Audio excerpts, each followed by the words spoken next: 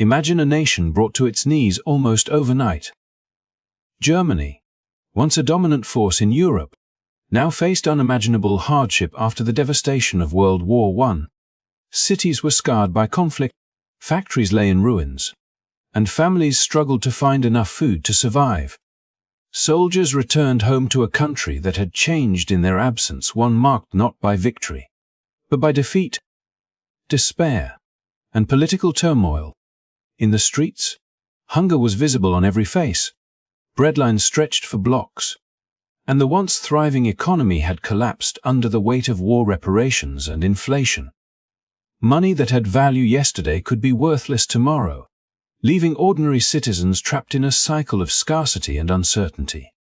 Families who had once enjoyed stability found themselves burning currency just to stay warm during the cold German winters. This was not just an economic crisis. It was a profound social shock that reshaped the daily lives of millions. Politically, the country was in turmoil. The abdication of Kaiser Wilhelm I in November 1918 left a power vacuum, and the fragile new Weimar Republic struggled to gain trust. Multiple parties vied for influence in a government that many people saw as distant, inefficient, or unable to address their urgent needs. Rumors, conspiracy theories, and the infamous stab in the back myth spread like wildfire, feeding resentment and anger. Citizens questioned who could be trusted and where hope could be found. It was in this climate of fear and frustration that new political movements began to gain traction. Extremist groups on both ends of the spectrum promised solutions to problems the government seemed unable to solve. Among them, a young, ambitious man with a powerful voice and a vision for restoring national pride began to emerge. His message, combining nationalism, propaganda, and promises of economic revival, resonated with those desperate for change. But the path from desperation to dictatorship would not be straightforward. It was a story of political maneuvering, social tension, and the fragile threads of democracy being pulled to the breaking point. As we dive into this story, we will uncover how ordinary citizens, struggling with the realities of post-war life, became part of a dramatic transformation that would shape the course of history. From street protests to political intrigue, from economic collapse to the rise of charismatic leadership, every step along the way reveals the fragility of democracy and the importance of vigilance in times of crisis. If you enjoy exploring history in a way that connects past lessons to the present, make sure to like this video and subscribe to the channel for more in-depth stories. Hit the notification bell so you never miss an episode. Together, we will journey through one of the most pivotal periods in modern history and uncover the forces that shaped the world we live in today. Stay tuned, because the story of Germany after World War I is not just about the past, it is a lesson for the future. Imagine a nation brought to its knees almost overnight. Germany, once a dominant force in Europe, now faced unimaginable hardship after the devastation of World War I. Cities were scarred by conflict, factories lay in ruins, and families struggled to find enough food to survive. Soldiers returned home to a country that had changed in their absence, one marked not by victory, but by defeat, despair, and political turmoil. In the streets, hunger was visible on every face, breadlines stretched for blocks, and the once thriving economy had collapsed under the weight of war reparations and inflation. Money that had value yesterday could be worthless tomorrow, leaving ordinary citizens trapped in a cycle of scarcity and uncertainty. Families who had once enjoyed stability found themselves burning currency just to stay warm during the cold German winters. This was not just an economic crisis. It was a profound social shock that reshaped the daily lives of millions. Politically, the country was in turmoil. The abdication of Kaiser Wilhelm I in November 1918 left a power vacuum, and the fragile new Weimar Republic struggled to gain trust. Multiple parties vied for influence in a government that many people saw as distant, inefficient, or unable to address their urgent needs. Rumors, conspiracy theories, and the infamous stab in the back myth spread like wildfire, feeding resentment and anger. Citizens questioned who could be trusted and where hope could be found. It was in this climate of fear and frustration that new political movements began to gain traction. Extremist groups on both ends of the spectrum promised solutions to problems the government seemed unable to solve.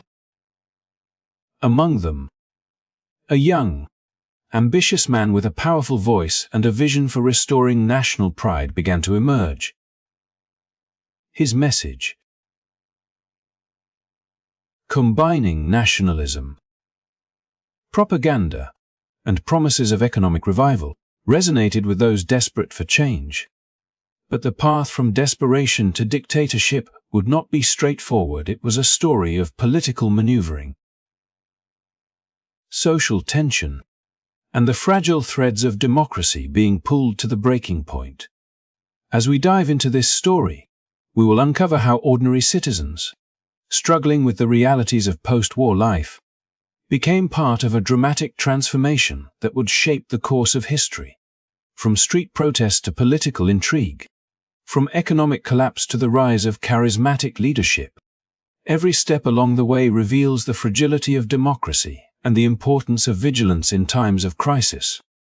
If you enjoy exploring history in a way that connects past lessons to the present, make sure to like this video and subscribe to the channel for more in-depth stories.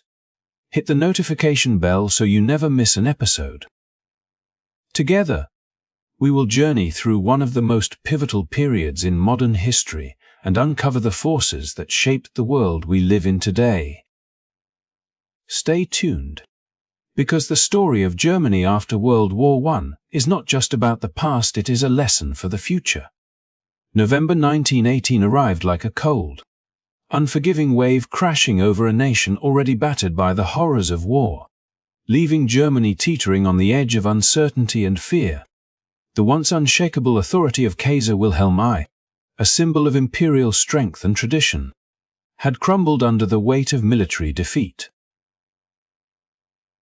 Popular discontent and mounting political pressure.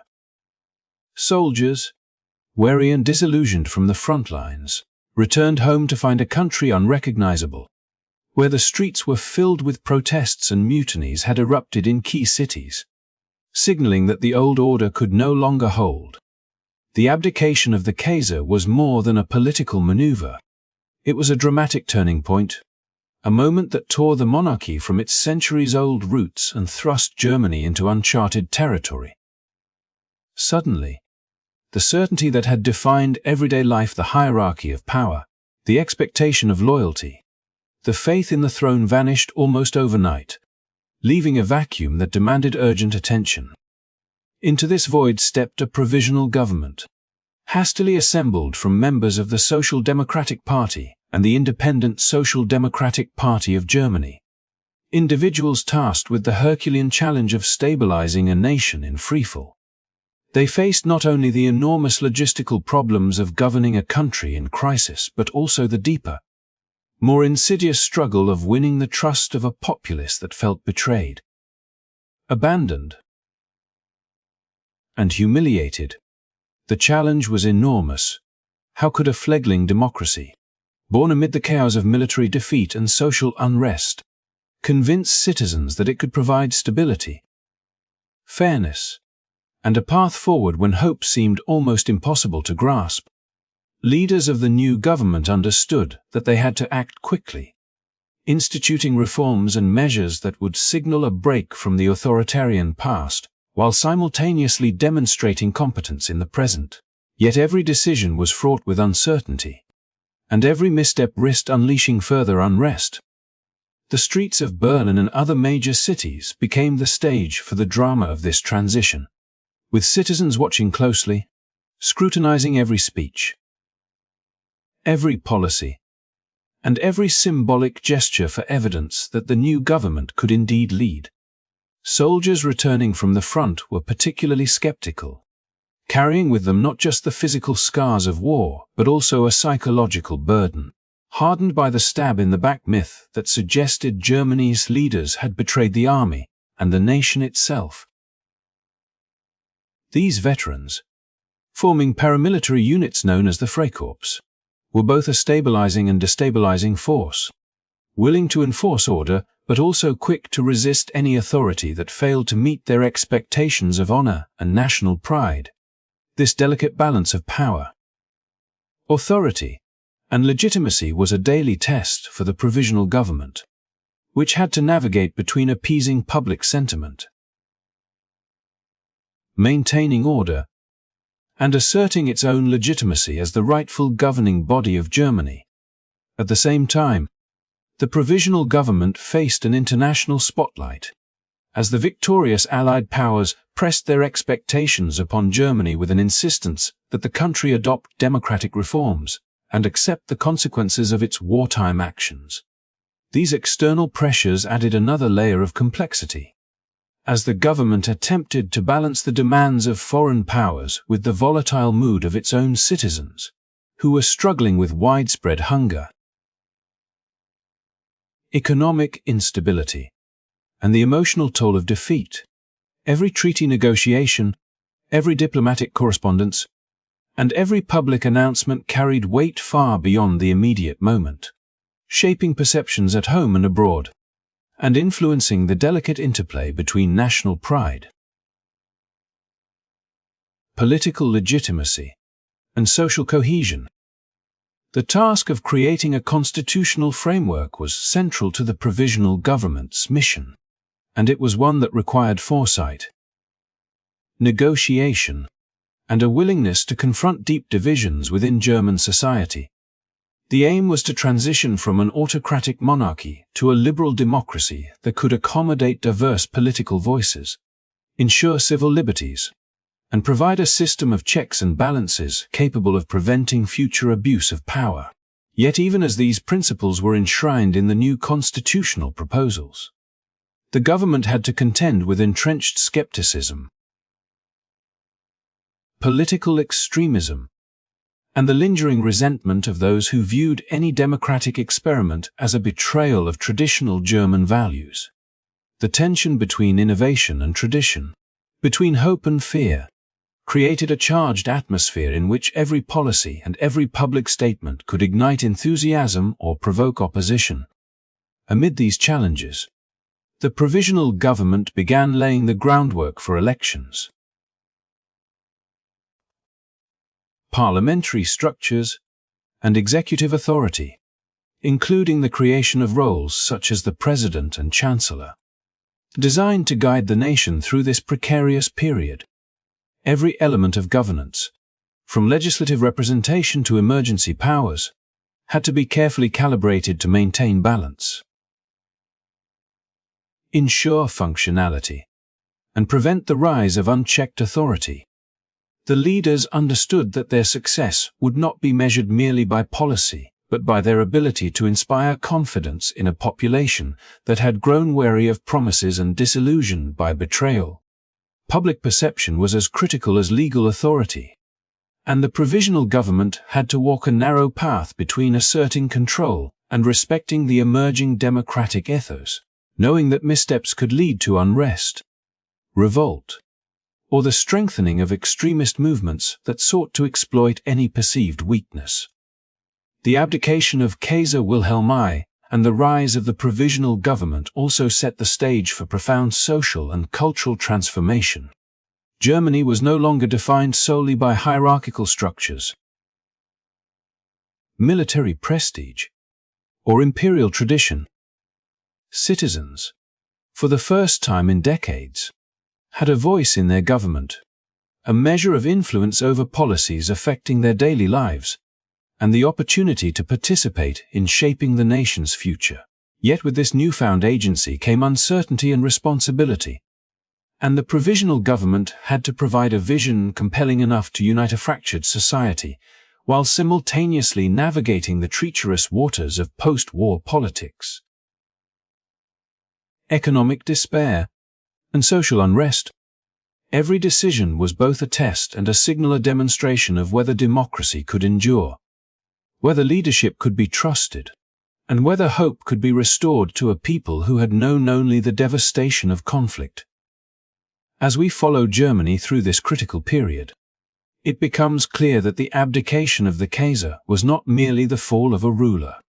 It was the opening chapter of a dramatic, unpredictable story in which the fate of a nation hung in the balance, where ordinary citizens, weary soldiers, and emerging political leaders all played roles in shaping the path from monarchy to democracy. And eventually, in ways that no one at the time could fully foresee, to dictatorship.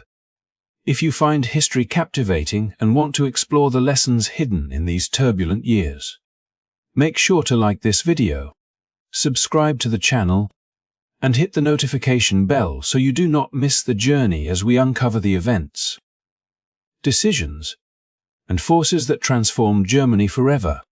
Stay with us, because understanding the provisional government's struggle to maintain order and inspire trust is key to understanding how fragile democracies can be, and why the choices made in moments of crisis can echo through generations. As the dust of war settled over Germany, the country faced not only the tangible scars of conflict, but also the intangible challenge of redefining its very identity, a task that would demand innovation, courage, and resilience. With Kaiser Wilhelm gone and a provisional government struggling to stabilize a fractured society, the question loomed large. How could a nation long accustomed to monarchy and imperial authority embrace a system that would give ordinary citizens a voice while maintaining order in the midst of chaos? The answer came in the form of a new constitution, a bold attempt to transition Germany from an autocratic monarchy to a liberal democracy, a system designed to distribute power, encourage representation, and prevent the concentration of authority that had so disastrously failed during the war.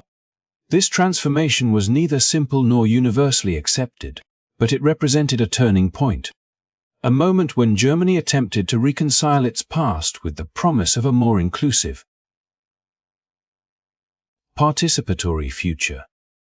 The framework of the Weimar Republic was carefully structured to balance authority and accountability, featuring a president with significant executive powers, a chancellor responsible for daily governance, and a parliament known as the Reichstag, elected through proportional representation. This arrangement sought to ensure that political power could no longer be monopolized by a single individual or elite group, reflecting the democratic ideals that had gained prominence in other European nations and signaling to both citizens and the international community that Germany was ready to embrace a new path. Yet the very mechanisms intended to safeguard democracy also introduced complexities that would challenge the fledgling republic at every turn. The president, elected by popular vote to serve a 7-year term, held substantial authority over the military, could dissolve the Reichstag, and had the legal ability to exercise emergency powers when the nation faced crises. The Chancellor, in turn, was charged with assembling a cabinet and managing the operations of government, ideally representing the majority within the Reichstag or a coalition if no single party held an outright majority. Meanwhile, proportional representation in the Reichstag ensured that every political voice could be heard, translating votes directly into legislative seats, and creating a system where a wide spectrum of parties could participate in governance. While these principles reflected an admirable commitment to fairness and inclusion, they also created a precarious environment in which political fragmentation could and did undermine effective decision-making.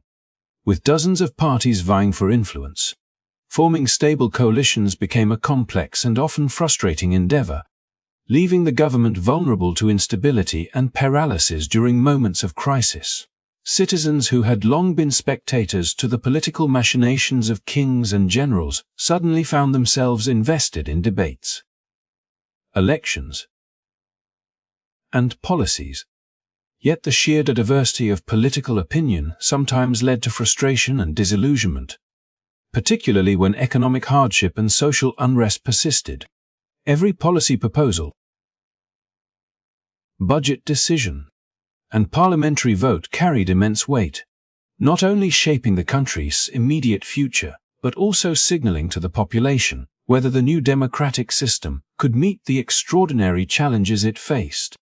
In the early years of the Weimar Republic, these challenges were evident in nearly every corner of German society.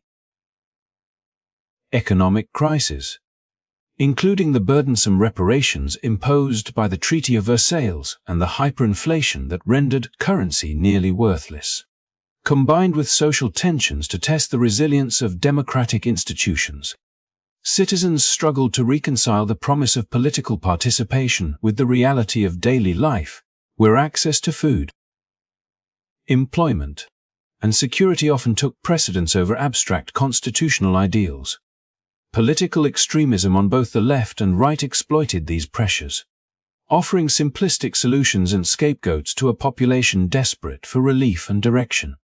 Within this context, the Weimar system's emphasis on proportional representation, while progressive in principle, allowed radical parties to gain a foothold in the Reichstag, amplifying voices that would eventually challenge the very foundations of democracy. Yet even amid these pressures, the Weimar Republic offered experiences of political engagement that were unprecedented in German history. Ordinary citizens could now vote for their representatives, influence legislation, and hold government officials accountable in ways that had been unimaginable under the monarchy. The parliament became a forum where competing visions for Germany's future could clash, negotiate, and occasionally converge, reflecting both the promise and the tension inherent in a liberal democracy. The Chancellor and Cabinet were tasked not only with governing but with mediating between diverse political factions, managing the expectations of a population recovering from war, and maintaining the legitimacy of institutions that had no guarantee of survival. In this sense, the Weimar Republic functioned as both a laboratory and a battleground, a place where the ideals of democracy were tested against the harsh realities of economic collapse, social unrest, and the lingering trauma of defeat.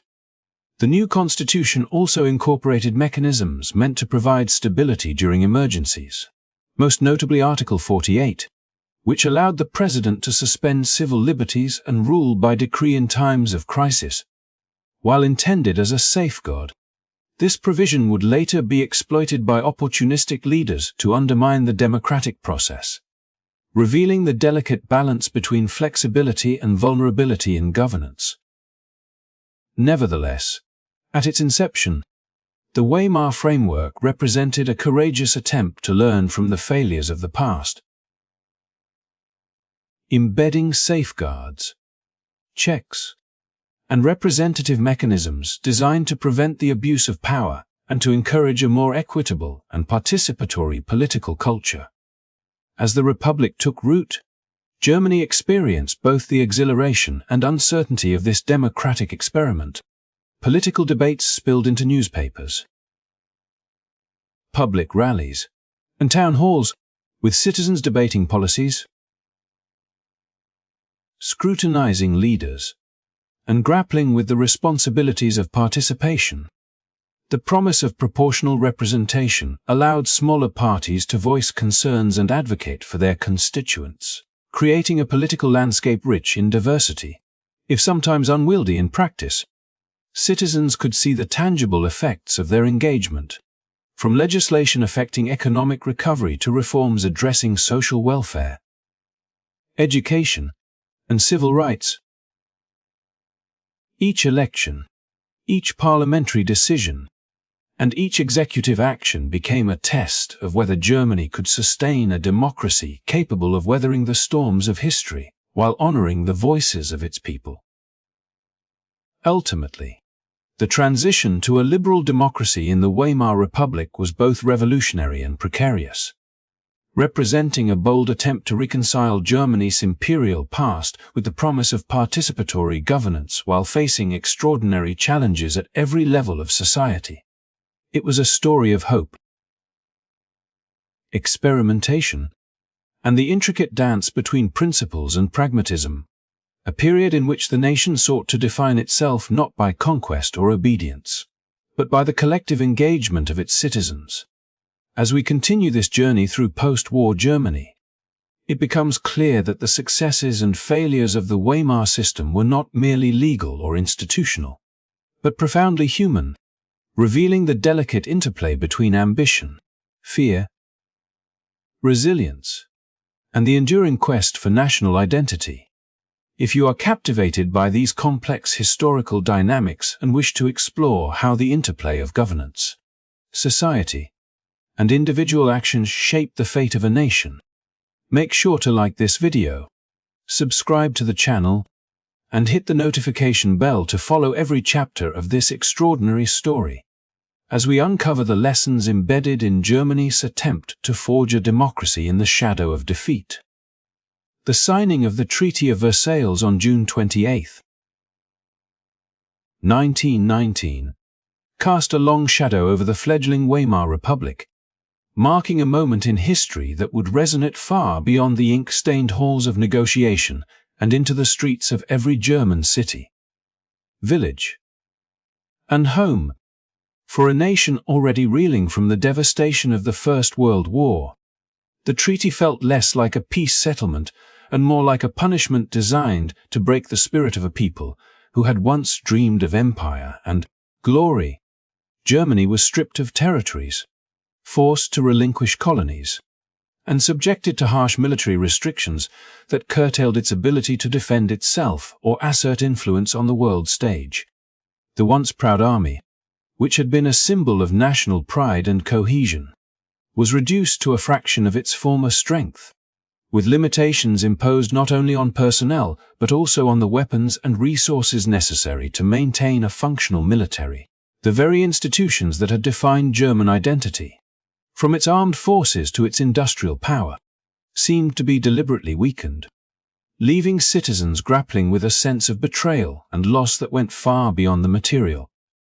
Economic strain accompanied these humiliations, with reparations set at an astronomical level that Germany could scarcely hope to meet. In today's terms, the demands amounted to hundreds of billions of dollars, an impossible sum for a nation whose infrastructure had been devastated, whose currency was unstable, and whose population was struggling with shortages of food, clothing, and essential goods. The German government attempted to navigate this impossible landscape, printing money to meet obligations and inadvertently triggering hyperinflation, a crisis in which the value of the mark plummeted and ordinary citizens saw their savings vanish almost overnight. Farmers, workers, and middle-class families, who had hoped for a return to normalcy after years of hardship, found themselves plunged into economic chaos, unable to afford basic necessities, while witnessing the wealthiest sectors of society struggle to adjust to the new realities imposed by foreign powers and domestic instability alike. The treaty's political repercussions were equally profound, deepening the rifts within German society and fueling a climate of resentment and extremism that the Weimar Republic was ill-equipped to manage. Many Germans viewed the signing as a betrayal, believing that their leaders had surrendered to foreign demands and abandoned the soldiers who had fought and died on the front lines. The notion of the stab in the back myth took hold, suggesting that Germany's military had been undefeated in the field but had been undermined by politicians, socialists, and other supposed internal enemies. This narrative spread quickly, providing fertile ground for radical movements to gain traction and for charismatic figures to exploit nationalistic sentiment, promising to restore Germany's honor, reclaim lost territory, and reassert the country's place in the world. Territorial losses, including the ceding of regions such as Alsace-Lorraine, the demilitarization of the Rhineland, and the loss of overseas colonies, were experienced not merely as geopolitical adjustments but as personal affronts to national pride. Citizens felt their identity, their history, and their sovereignty had been violated, and this sense of humiliation permeated everyday life, influencing conversations in cafes, workplaces, and homes across the country. The economic consequences of these losses were intertwined with the political and social effects. As regions rich in industry, agriculture, or resources were handed over to neighboring states, further weakening Germany's ability to recover and maintain stability. The Ruhr Valley, a vital industrial heartland, became a particular point of contention, with occupation by foreign forces and strikes fueling anger and unrest, highlighting the tenuous balance between compliance with international demands and the domestic imperative to maintain morale and social cohesion. As hyperinflation spiraled and the population struggled to meet basic needs, social unrest intensified, creating a fertile environment for extremist parties on both the left and right to mobilize support. The Nazi, among others, capitalized on public anger by framing these economic and territorial humiliations as evidence of a conspiracy against the German people, often targeting Jews, communists, and other minorities as scapegoats. Propaganda, rallies, and charismatic leadership transformed abstract grievances into tangible political action, drawing ordinary citizens into a narrative that promised restoration, revenge, and the reclamation of lost honor. The Weimar government, while attempting to maintain democratic principles and uphold the new constitution, faced the almost impossible task of balancing these pressures with the need to demonstrate competence, legitimacy, and stability, knowing that failure in any arena could lead to widespread unrest or further radicalization. The personal experiences of ordinary Germans during this period underscored the profound human impact of these policies and penalties. Families watched their savings evaporate, workers faced unemployment and wage instability, and veterans who had returned from the front lines found themselves alienated, angry, and disillusioned. The psychological toll of perceived betrayal and national humiliation was as significant as the tangible economic consequences, shaping attitudes, beliefs, and political alignments in ways that would reverberate for years. Even as cultural life in cities like Berlin experimented with new freedoms and artistic expression, the shadow of loss and the weight of external judgment hung over the nation, creating a complex interplay between hope, despair, and the search for solutions in a country struggling to redefine itself. Through these challenges, the Weimar Republic was tested as never before, forced to navigate a landscape in which international pressures, domestic instability, and societal expectations collided with extraordinary force. Leaders sought to implement policies that would stabilize the economy, restore public confidence, and prevent further radicalization.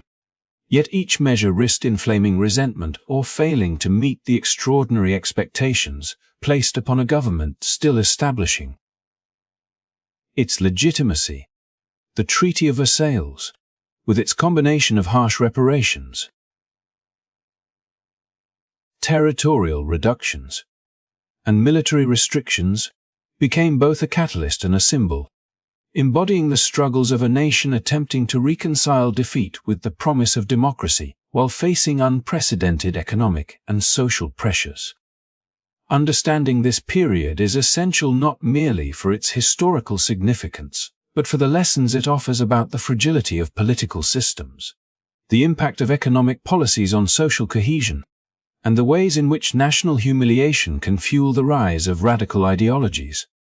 If you are fascinated by how history's decisions echo through generations and wish to uncover the human stories behind these transformative events, make sure to like this video, subscribe to the channel, and hit the notification bell so you can follow along as we explore how Germany struggle under the Treaty of Versailles shaped the trajectory of a nation and set the stage for events that would alter the course of world history. In the aftermath of the First World War, Germany was a nation teetering on the edge, a country attempting to rebuild itself from the ruins of defeat while grappling with a profound sense of betrayal that cut deeper than any physical wound. Soldiers returned home from the front lines, many of them young men who had endured unimaginable hardships, who had fought with courage and determination in battles that left lasting scars both on the body and the spirit, only to find a homeland that seemed unfamiliar, chaotic, and politically fractured. The armistice, rather than being a relief, felt to many like a sudden, inexplicable surrender, a betrayal not by the Allies on the battlefield, but by their own leaders who had acquiesced to foreign demands. From this sense of disillusionment emerged a narrative that would shape German politics for years to come. The stab-in-the-back myth, a belief that Germany had not truly been defeated on the battlefield, but had been undermined from within by politicians, socialists, and other supposed enemies of the nation, whose decisions, the myth claimed, had led to the collapse of the war effort and the imposition of humiliating peace terms. The potency of this narrative cannot be overstated, for it transformed private frustration into collective outrage, giving rise to paramilitary groups and extremist parties that thrived on anger, fear, and the desire for retribution. These groups, often composed of veterans who felt abandoned and dishonored, began to organize themselves into units that wielded both ideological fervor and practical military skill, skills honed on the battlefield but now repurposed in the streets of Berlin, Munich, and countless other towns across the nation. They wore uniforms, carried weapons, and trained with discipline, projecting an image of strength and order amid the perceived chaos of the Republic. Among the most prominent of these formations were the Freikorps, volunteer militias comprised of former soldiers who rejected the legitimacy of the Weimar government and sought to defend what they believed was the true Germany, a nation unjustly humiliated and politically mismanaged. Their presence created an atmosphere of intimidation and unrest, as violent clashes became increasingly common between rival factions, and the lines between political protest and outright insurrection blurred. On the political spectrum, the ramifications were equally profound, as extremist parties on both the left and the right capitalized on the sense of betrayal and insecurity that permeated German society. Communists, inspired by revolutionary movements elsewhere in Europe, pushed for radical change, framing the new democratic institutions as ineffective tools of a ruling class that had failed to protect the nation. On the other side, nationalist and right-wing movements presented themselves as defenders of honor, tradition, and national pride, appealing to citizens who longed for stability and a return to former glories. These movements were not isolated phenomena. Rather, they were deeply intertwined with the everyday experiences of Germans who were struggling to survive amid economic hardship, social disruption, and a sense of collective shame imposed by the Treaty of Versailles. The myth of the stab in the back provided a simple, emotionally compelling explanation for complex events, assigning blame in a way that resonated with ordinary citizens and mobilized political action that would have far-reaching consequences. As extremist parties gained traction, the political landscape of the Weimar Republic became increasingly polarized, with mainstream democratic parties struggling to maintain cohesion and authority. Coalition governments, often fragile and temporary, were unable to respond effectively to the combination of economic crisis, social unrest, and street-level violence that had become routine. The proportional representation system, designed to ensure inclusivity and fairness, inadvertently amplified these tensions by allowing small radical parties to gain legislative seats and influence policy debates. creating a parliamentary environment where compromise was difficult and decisive action even more elusive. The Freikorps and other paramilitary groups were not only a visible symbol of discontent, but also a practical instrument of political leverage, able to intimidate opponents, disrupt elections, and even attempt coups, as seen in events like the Kapp Putsch, a failed right-wing coup that underscored the fragility of democratic institutions and the enduring appeal of extra-legal solutions in moments of national crisis. Amid these turbulent circumstances, the social fabric of Germany was further strained by the daily realities of life under economic and psychological pressure. Families witnessed savings evaporate due to hyperinflation. Citizens queued for hours to secure basic necessities. And young people confronted the dissonance between the freedoms promised by democracy and the instability it failed to resolve. Veterans, once celebrated as heroes, often found themselves marginalized, their sacrifices overshadowed by political narratives that blamed them as much as the politicians. Depending on the interpretation of events, the myth of betrayal became a lens through which every failure, every hardship, and every perceived slight was interpreted, reinforcing the sense that the Republic was illegitimate, ineffectual, and incapable of restoring Germany to its rightful place in the world.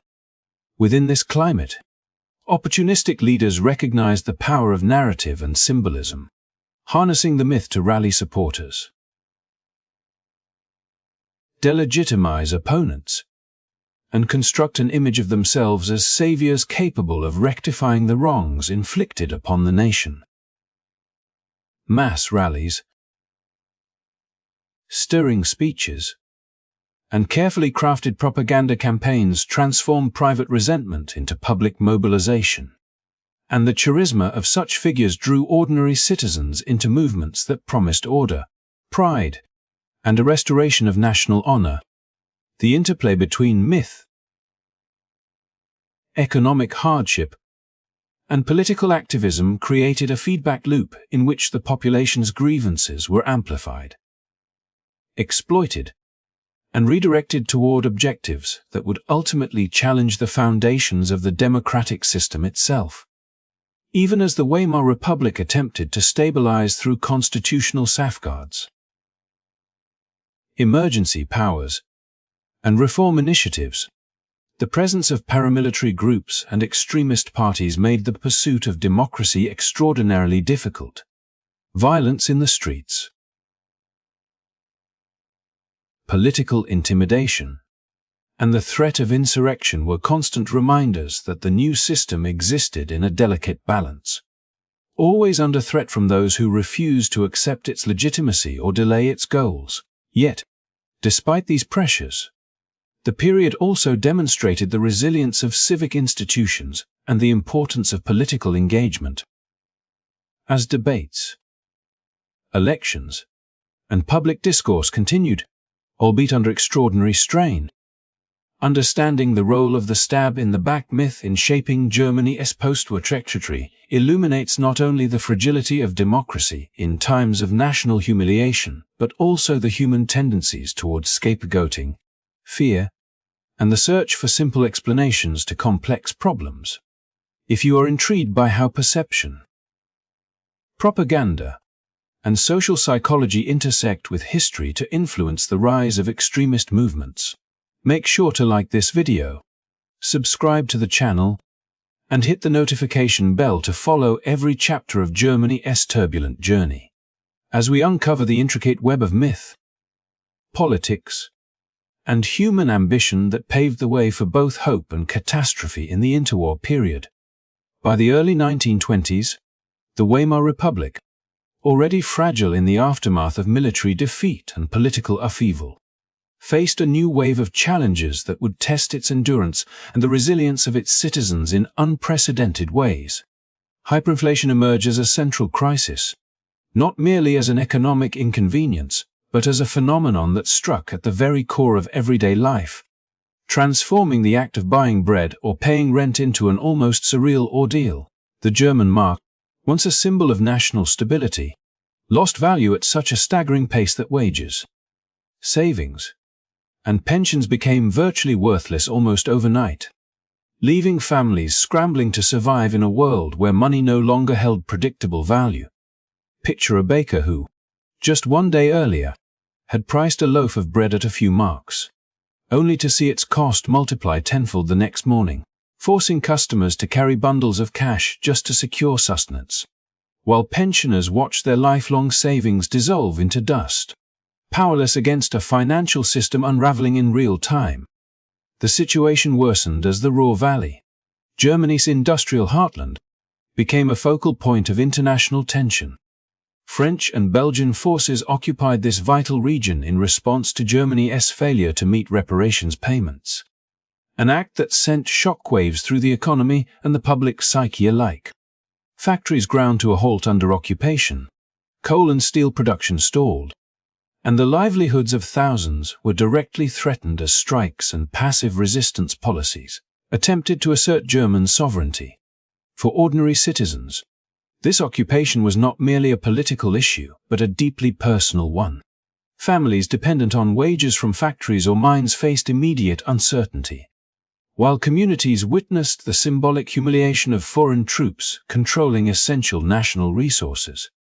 The psychological impact of seeing one's nation unable to defend its own industrial territory compounded the economic hardships already imposed by hyperinflation, feeding into a growing narrative of national victimhood that radical political actors were quick to exploit. Into this maelstrom stepped extremist parties and movements that sought to channel despair into action, promising solutions that the struggling republic could not provide. On the far right, nationalist groups framed hyperinflation and foreign occupation as proof of betrayal by the Weimar government, emphasizing the failures of democratic leaders to protect Germany's honor and economic stability. The Nazi, in particular, leveraged these crises, presenting themselves as both the defenders of the nation and the architects of its restoration, claiming that through strong leadership, decisive action, and the rejection of supposed internal enemies, Germany could reclaim its rightful place in the world. Speeches, propaganda, and mass rallies transformed abstract fears and economic frustrations into a coherent political message that resonated deeply with citizens whose day-to-day lives had been upended. The lived experience of hyperinflation intensified the appeal of radical ideologies, as ordinary Germans found themselves caught between the collapsing value of their money and the humiliation of seeing their nation as resources occupied. Middle-class families, who had once relied on careful budgeting and modest savings, saw their efforts rendered meaningless, while working-class communities struggled to afford basic necessities, often relying on barter or informal exchanges to survive. Elderly citizens faced the painful realization that the pensions they had worked decades to secure were now worthless, creating intergenerational tension and anxiety about the future. These economic pressures did more than destabilize households, they undermined faith in democratic institutions, creating a perception that only radical, decisive action could restore order and dignity. Moreover, the Ruhr crisis symbolized the vulnerability of the Republic on the international stage. Newsreels, newspapers, and public discourse emphasized the presence of foreign troops on German soil, framing the occupation as both a national humiliation and a call to political urgency. Citizens experienced a mixture of anger, fear, and impotence, emotions that extremists were adept at converting into political energy. The combination of hyperinflation, foreign occupation, and unemployment created a potent cocktail of economic hardship and psychological pressure, fostering a climate in which radical rhetoric could flourish and the population could be mobilized behind promises of restoration, revenge, and national revival. Political instability compounded these economic and social crises, as successive governments struggled to respond effectively to the twin disasters of currency collapse and foreign occupation. The proportional representation system, intended to promote inclusivity and fairness, often resulted in fragmented coalitions unable to enact decisive policy, leaving citizens with the perception that the Weimar government was weak, indecisive, and incapable of protecting their interests. Public demonstrations, strikes, and even violent clashes became increasingly common, further eroding confidence in democratic institutions and making the promises of radical parties more attractive by comparison. Extremist leaders positioned themselves as the solution to the paralysis of parliamentary governance, claiming that only they possessed the vision and will to restore Germany to prosperity and prestige. The personal dimension of this crisis cannot be overstated. Families witnessed not just economic loss, but the erosion of dignity, independence, and hope, as ordinary efforts to secure a livelihood were rendered ineffective by forces beyond their control. Communities were disrupted by strikes, protests, and political violence, while social cohesion frayed under the pressures of scarcity and humiliation. Children, too, felt the impact, growing up in households where the daily struggle for food and stability overshadowed opportunities for education, leisure, or cultural participation, and where political debates were inextricably linked to survival. In this environment, the appeal of radical solutions was both logical and emotional. Logical, because traditional democratic institutions appeared unable to resolve crises. Emotional, because leaders promising decisive action addressed the deep wounds of humiliation, fear, and anger that many Germans carried in their daily lives. Ultimately, the hyperinflation and Ruhr occupation served as catalysts for the rise of radical ideologies, creating conditions in which extremist parties could mobilize public sentiment with unprecedented effectiveness. By tapping into the intertwined currents of economic hardship, national humiliation, and social anxiety, these movements transformed despair into political momentum, paving the way for a fundamental reshaping of German society and governance. Understanding this period sheds light on the complex interplay between economic crises, psychological pressures, and political mobilization, illustrating how material conditions and perceptions of injustice can converge to facilitate the rise of movements that promise security, pride, and restoration in times of profound uncertainty.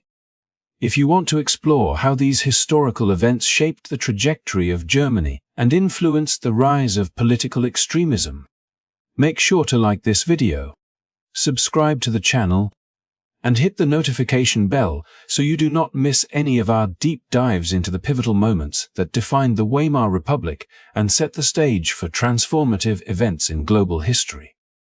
As the Weimar Republic staggered under the weight of economic collapse, social unrest, and political fragmentation, a figure emerged who would harness the chaos not merely to gain attention, but to reshape the very trajectory of Germany's future, exploiting the vulnerabilities of a nation reeling from defeat and humiliation. Adolf Hitler, a man whose early life had been marked by personal disappointment, nationalist fervor, and a fierce sense of purpose, recognized the power of narrative and emotion in mobilizing a populace desperate for stability and pride, and he crafted a political strategy that was as audacious as it was effective. Unlike conventional politicians who relied on incremental policy or bureaucratic negotiation, Hitler understood that the hearts and minds of the people could be swayed through appeals to identity, belonging, and fear, and he deployed propaganda with unprecedented sophistication, turning symbols, slogans, and spectacles into instruments of persuasion that resonated across social classes, regions, and generations. In veteran circles, the stab-in-the-back myth provided fertile ground for influence, as men who had endured the harrowing conditions of trench warfare returned home to find their sacrifices minimized or blamed on civilian politicians. Hitler positioned himself as a champion of these veterans, validating their experiences and redirecting their frustration into a shared sense of purpose. He spoke of honor, duty, and betrayal, painting a vivid contrast between the supposed treachery of political elites and the heroism of ordinary soldiers. Through mass rallies and public speeches, he recreated a sense of camaraderie reminiscent of military life, offering belonging, recognition, and a clear enemy to oppose. Veterans were drawn not only by ideology, but by the promise of a movement that understood their grievances and gave them agency in shaping the future of the nation.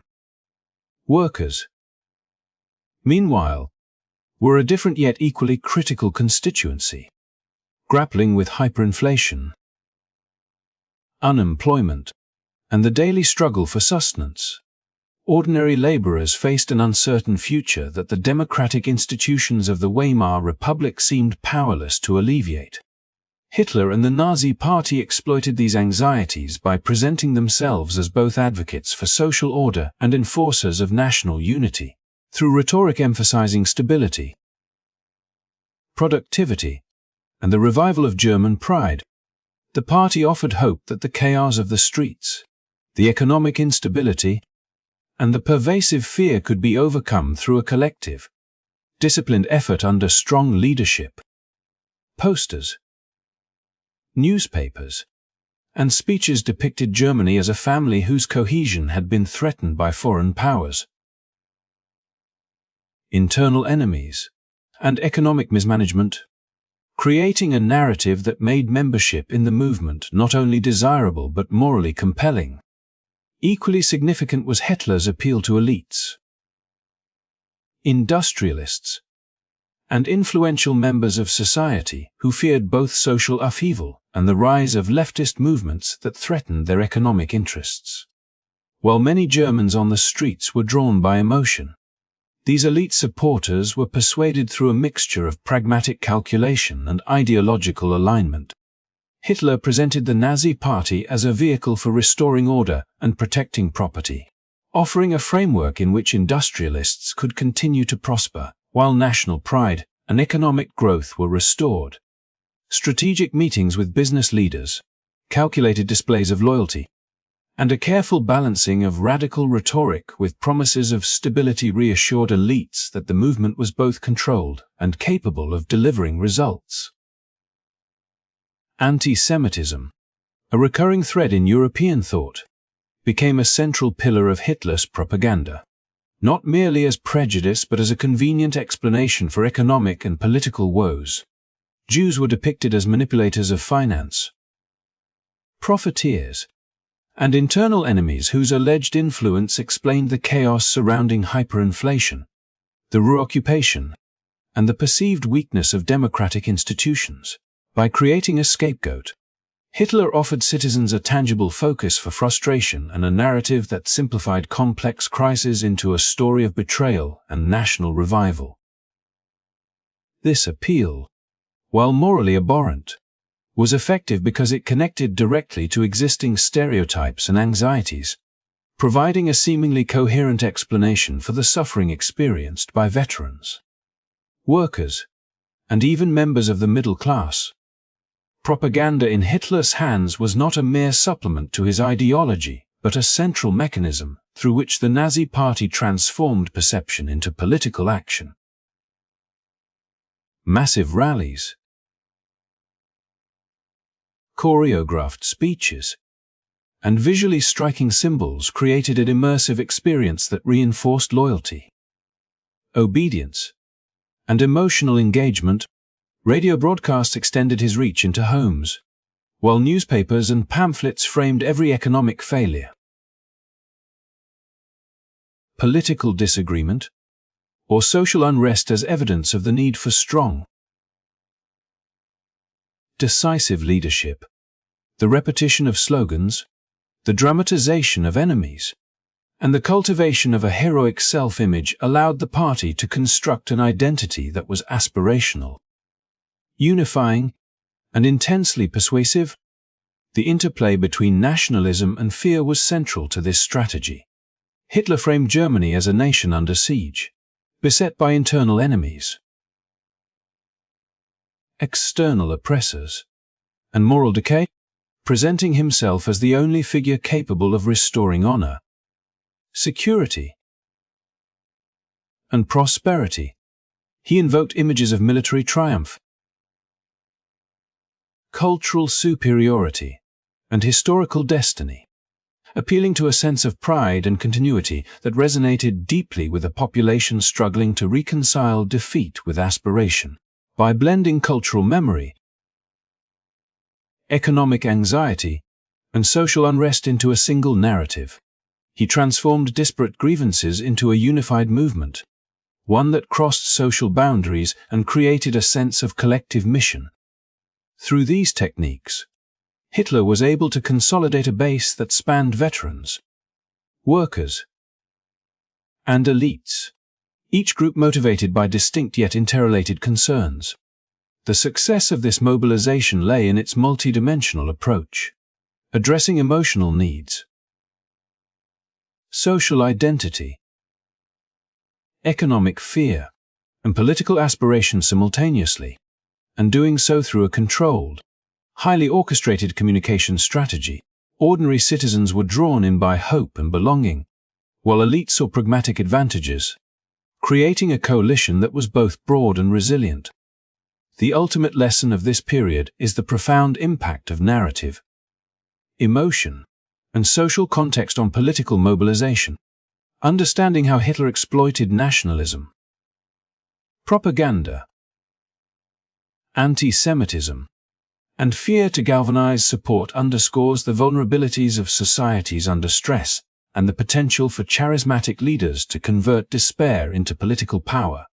By studying these dynamics, we can recognize how complex crises intersect with human psychology to produce movements capable of reshaping nations, and we can reflect on the importance of critical thinking, social responsibility, and vigilance in safeguarding democratic institutions against manipulation and extremism. If you are fascinated by the ways in which leadership, ideology, and public sentiment interact to shape history, make sure to like this video, subscribe to the channel, and hit the notification bell to follow every chapter of Germany's turbulent interwar years, as we explore the forces, strategies, and choices that propelled one man to power and transformed a nation forever.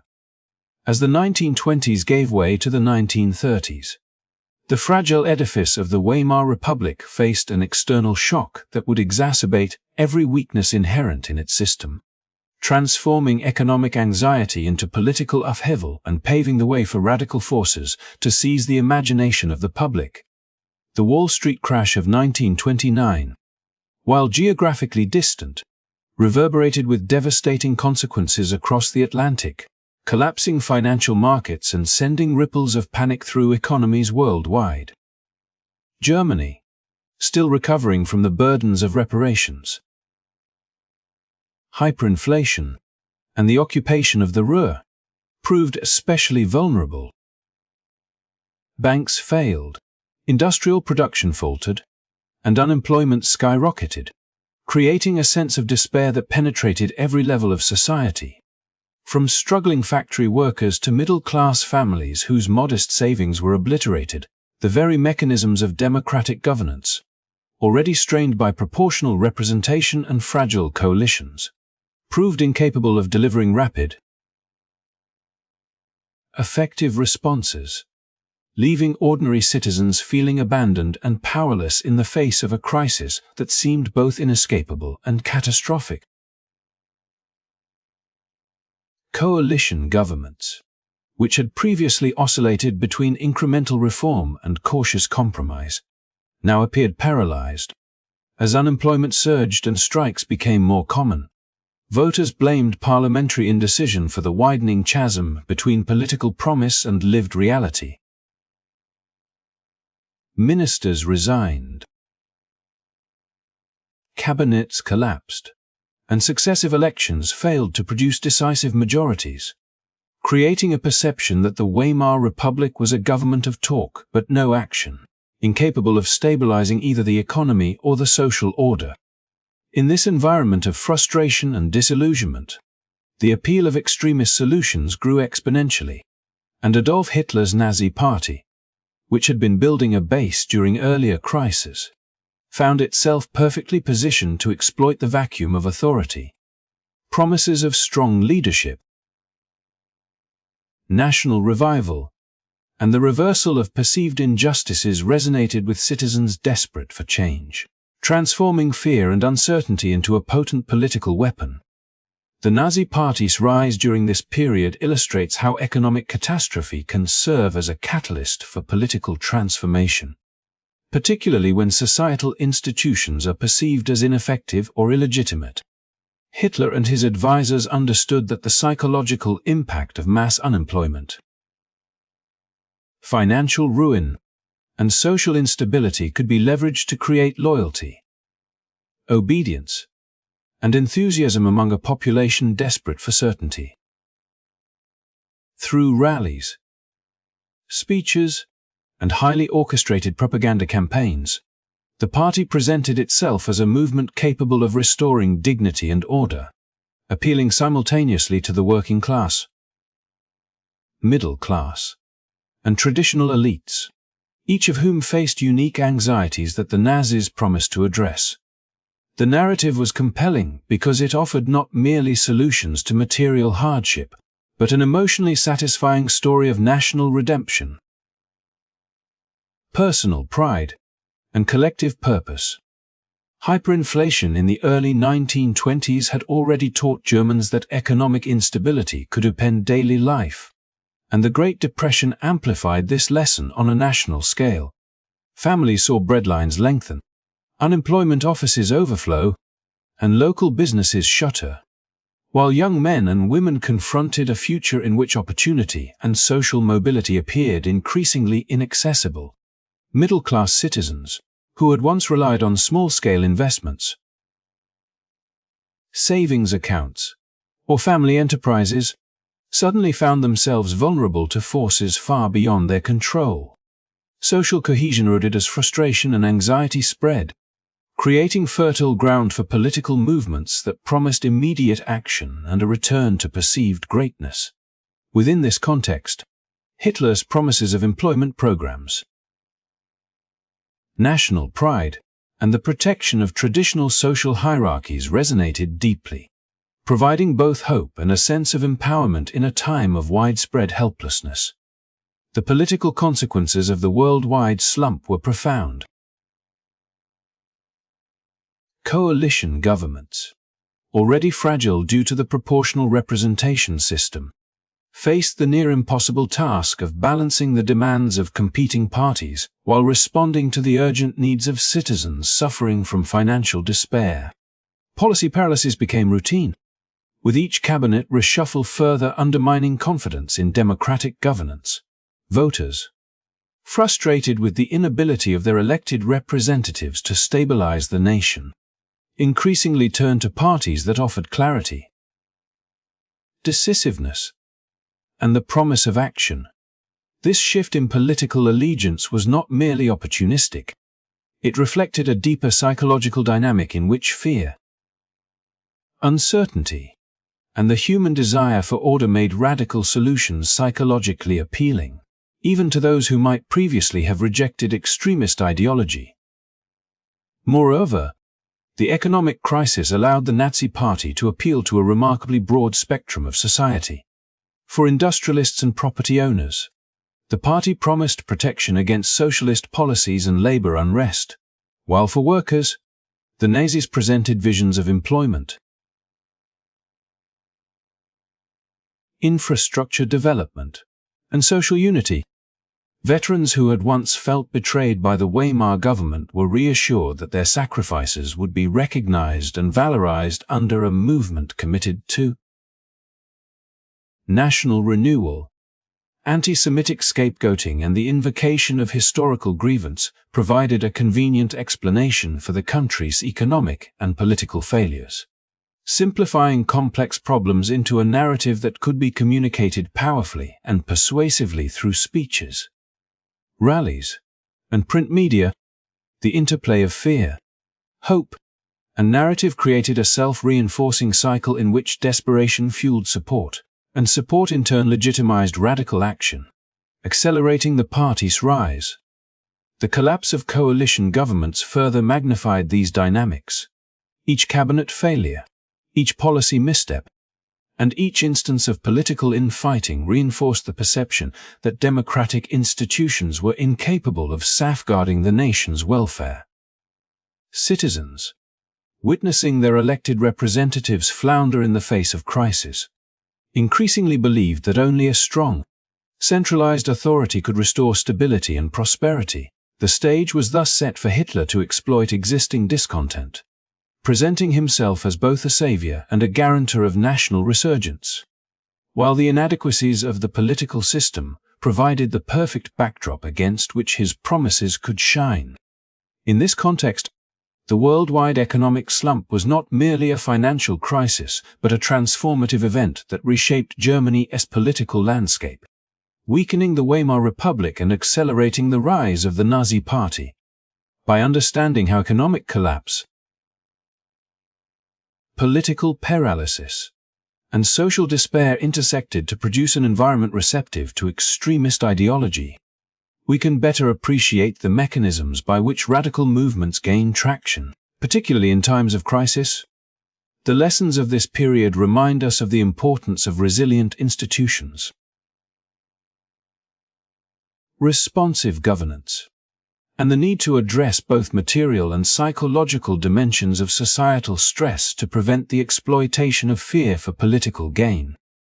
If you want to delve deeper into how the Great Depression amplified political extremism in Germany and set the stage for a dramatic transformation of society, make sure to like this video, subscribe to the channel, and click the notification bell so you won't miss the next episode in our exploration of the Weimar Republic and the forces that shaped modern history.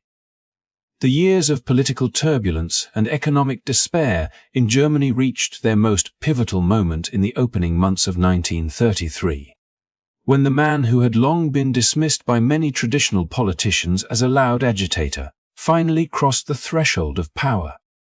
After years of carefully nurturing his movement through speeches that blended nationalism with promises of stability, Adolf Hitler was appointed Chancellor. It was a decision born less from universal enthusiasm than from the fragile calculations of conservative leaders who believed they could harness his popularity to preserve their own influence. Yet almost from the moment he stepped into the chancellery, the dynamic shifted. He understood that political opportunity often arrived wrapped in chaos. And when a sudden fire consumed the Reichstag building one cold February night, he wasted no time in presenting it as evidence that Germany faced a grave internal threat. In the tense atmosphere that followed, with smoke still clinging to the air and rumors spreading faster than the flames had, the government invoked Article 48 of the Weimar Constitution, a provision that allowed for emergency measures when the nation was believed to be in peril. This clause, originally intended to safeguard democracy, became the very tool that would undermine it. Under its powers, civil liberties were suspended, newspapers critical of the government were silenced, and political opponents found themselves detained without trial. For many citizens, still shaken by years of economic collapse and fearful of unrest, these drastic steps seemed like an unfortunate necessity rather than a calculated seizure of control. Hitler presented the measures as a shield against disorder, framing his growing authority not as a threat, but as the answer to the instability that had plagued the Republic since its birth. Behind this public narrative, however, he and his closest allies worked swiftly to consolidate power, ensuring that every lever of state machinery began to turn in their favor. In March, barely weeks after the fire, came the decisive moment, the Enabling Act. This piece of legislation was proposed as a temporary measure to overcome parliamentary deadlock and allow the government to act more efficiently. But in practice it transferred the power to create laws directly to the Chancellor and his cabinet, bypassing the Riksdag entirely. Passing such a sweeping law required a two-thirds majority, and to achieve it Hitler and his supporters combined persuasion with intimidation. Paramilitary groups encircled the parliament, their presence a silent reminder of what opposition might bring. Some deputies were absent because they had already been arrested or driven into hiding. Others, calculating their own survival, chose to vote in favor. When the final count was announced, the measure passed, and the last real checks on the Chancellor's authority effectively disappeared. What followed was not a sudden overnight transformation, but rather the steady, relentless re-engineering of the German state. Political parties that had once represented the diversity of the Weimar era were dissolved or merged under pressure until only the ruling party remained. Trade unions were dismantled and replaced with organizations loyal to the new order. The press, already weakened by censorship, became an instrument of government messaging. Each step was justified in the name of national unity and the promise of renewal. Yet each also tightened the grip of a leadership that no longer needed to compromise. For many ordinary citizens, still haunted by memories of unemployment lines and political street battles, the appearance of order was comforting, even as their freedoms quietly disappeared. Looking back, the sequence of events in those critical months reveals how fragile democratic institutions can be when fear and uncertainty dominate public life. The Reichstag fire did not simply destroy a building. It provided the spark that allowed a skilled political operator to turn constitutional safeguards into weapons of control. Article 48, designed as an emergency valve, became the key that unlocked unchecked power. The Enabling Act, passed under the shadow of intimidation, removed the last barriers to one-party rule. By the end of 1933, the political landscape of Germany had been transformed beyond recognition. The republic born from the ashes of the First World War, already weakened by years of crisis, had given way to a regime that promised strength and national pride while silencing dissent. It is a sobering reminder of how swiftly the line between democracy and dictatorship can be crossed when fear, economic hardship, and political ambition converge. The story of that year is not merely about the rise of one man, but about the environment that allowed him to seize the moment. The smoke of the Reichstag fire may have long since cleared, yet the lessons from those turbulent days continue to echo, warning future generations of the dangers that emerge when a society, desperate for stability, entrusts its liberties to the promises of a single, unchallenged leader.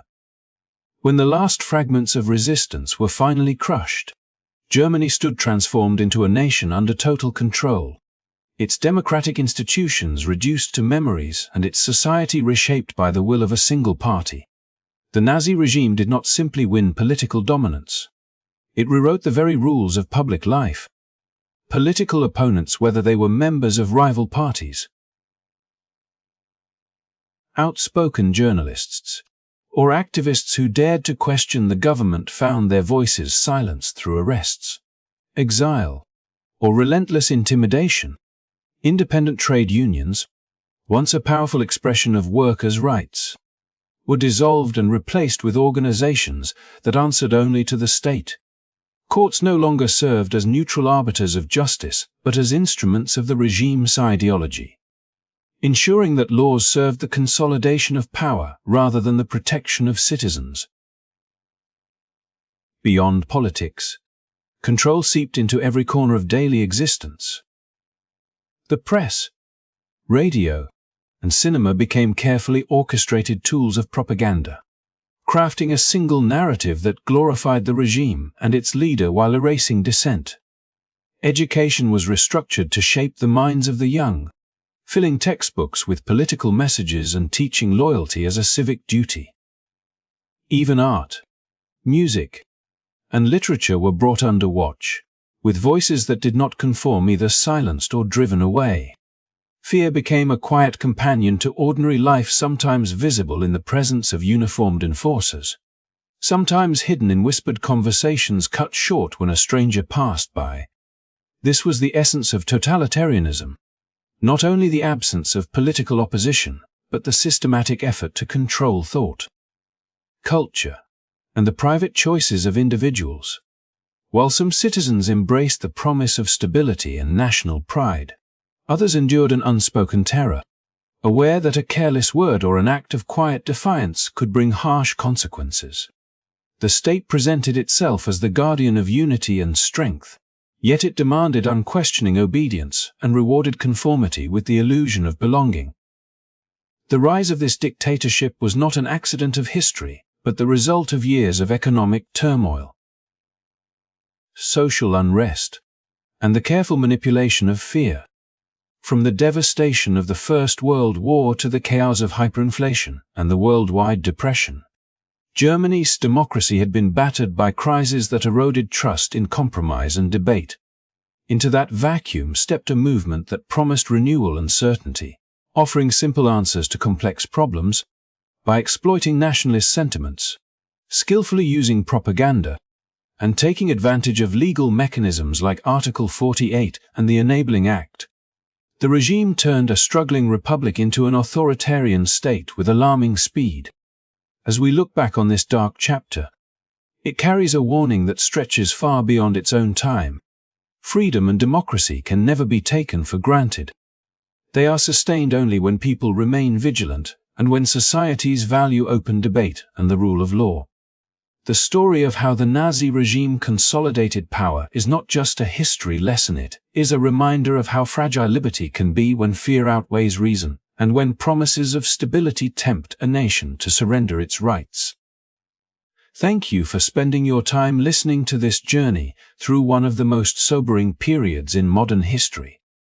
If you found this story informative or thought-provoking, please give it a like and consider subscribing to the channel so you won't miss upcoming explorations of our shared past. Your support helps keep these lessons alive and brings history's warnings and insights to more people around the world.